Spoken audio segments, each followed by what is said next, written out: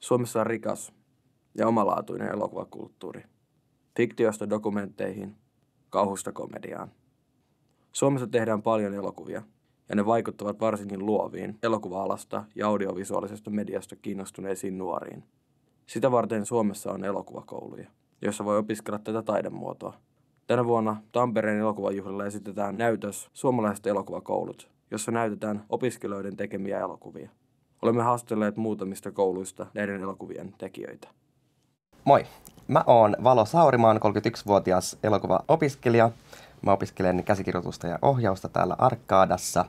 Ja mä käsikirjoitin ja ohjasin ton Reettas Röster lyhyt elokuvan, eli Reetan äänet suomeksi. Mä oon Ella Leino ja mä opiskelen Arkadassa kuvausta ja leikkausta. Mä valmistuin nyt tässä joulun aikoihin.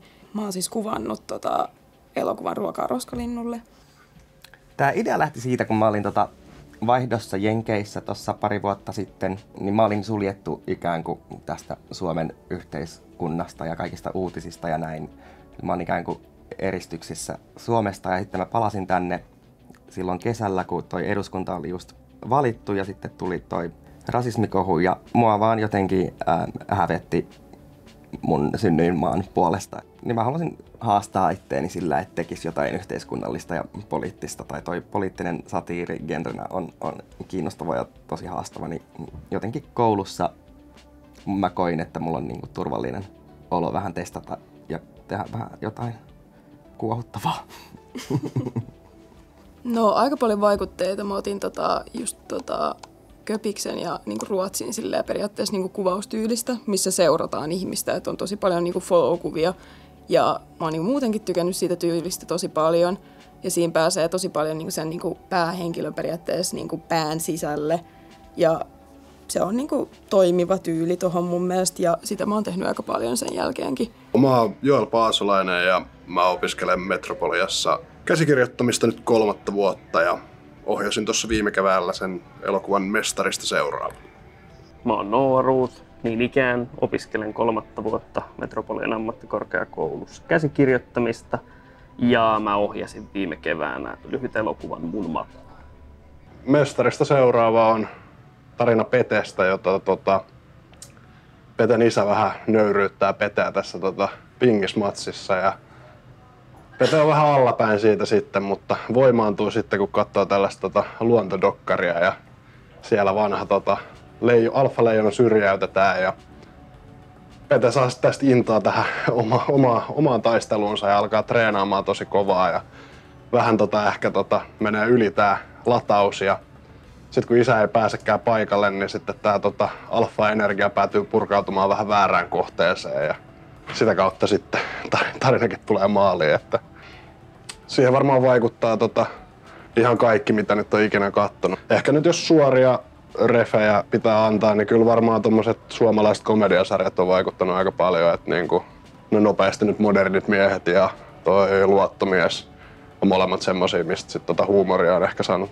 ammennettua ja sieltä on tullut tosi paljon inspiraatiota sit siihen. Mun makuun kertoo Tiinasta, joka yrittää hakea lohtua punaisista sydänkarkeista, kun maailman ällömakea romantiikka yrittää puskea häntä alaspäin, mihin hän ei oikeastaan ole halukas osallistumaan ollenkaan.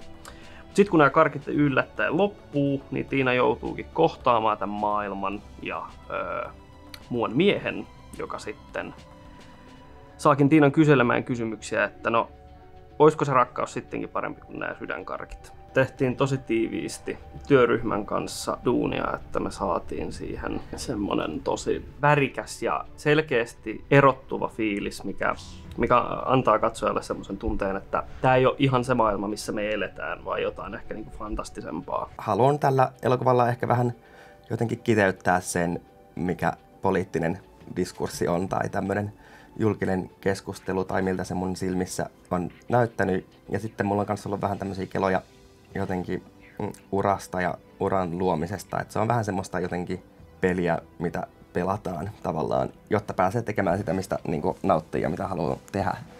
Mutta itse niin kuin uraa luodessa on tosi vaikea olla jotenkin autenttinen. Meidän koulun budjetti oli aika vähäinen Eli se oli, mitä se oli, 1300 €. Ja kyllä se huomasi siinä tekoprosessissa, että se oli aika pieni summa, jos miettii, että sillä pitäisi maksaa niin kuin näyttelijät ja koko tuotanto periaatteessa. Mutta aika paljon laitettiin myös niin kuin omaa rahaa peliin, joka sitten oli mun mielestä niin kuin loppujen lopuksi ihan hyvä ratkaisu. Ja myös toi niin kuin aika, niin sen huomasi silleen ekaa kertaa, kun teki ison tuotannon, niin silleen jotenkin, että se aika on tosi rajallinen, vaikka on monta kuvauspäivää, että mitä meillä oli 5 kuvauspäivää, niin silleen ei ollut hirveän monta ottoa joihinkin kuviin, mitä olisi kaivannut itse, varsinkin kuvaajana. Alkuun jännitti kyllä tosi paljon. Meillä oli ekaa kertaa nyt niinku ammattinäyttelijöitä mukana ja oli periaatteessa eka kerta, kun niinku ammattinäyttelijöiden kanssa pääsi työskentelemään. Ja kyllä se jännitti kyllä tosi paljon, koska no just se dynamiikka siinä, että toiset on tehnyt jopa 20 vuotta ammatikseen hommaa ja sitten itse tulee niinku ensimmäiseen ohjaukseen. Loppujen lopuksi oli tosi kivaa ja kaikki näyttelijät oli superkivaa ja musta tuntuu, että meillä synkkas hyvin ja niinku just silleen yhdessä ratkottiin ongelmia. Mä en tiedä, onko mä ikinä katsonut säätiedotusta niin tarkasti niin kuin viikkoja aikaisemmin kuin ennen tätä. Et siinä oli aika iso riski, että koko prosessi olisi mennyt uudestaan, jos semmoinen räntäsade olisi sattunut just sillä viikolla. Kiitos vaan kaikille näyttelijöille ja työryhmälle, että olitte mukana ja saatiin tehtyä tästä näinkin onnistunut työ. Kiitos myös äidille ja isälle, että on jaksanut kannustaa. Että niin kuin vanhemmilta saattaa tulla vähän silleen, että no pitäisikö mennä johonkin niin kuin oikeisiin töihin, että toi nyt on vähän tollaista. Niin musta tuntuu, että mulla on tullut niin kuin painostusta tähän taidepuolelle, että niin kuin melkein on ollut niin päin, että no mietin nyt, että haluatko sinne kauppikseen mennä. Että eikö toi olisi aika siistiä kuitenkin tehdä jotain? Multakin kiitos koko työryhmälle, jokaiselle Fiktio 2-kurssin osallistujalle sekä myös näyttelijöille, ketkä olivat tosi mahtavia tämän koko prosessin läpi. Kiitos Säälle. Ja sitten kiitos myös Tampereen elokuvajuhlille, että olette nähneet meidän 2 teokset ansaitsevina, että ne näytetään festivaaleille. Se on koko projektitiimille iso kunnia. Kiitos siitä.